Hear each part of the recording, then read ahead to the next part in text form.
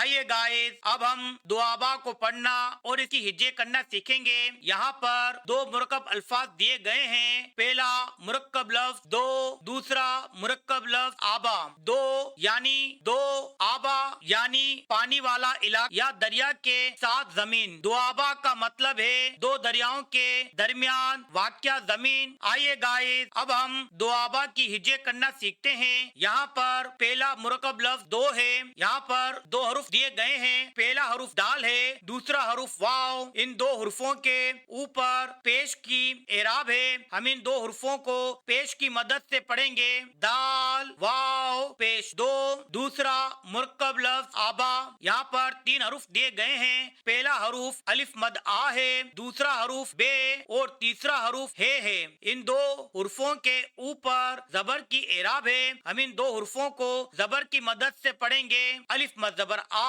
بے ہے زبر با، آبا، دو آبا۔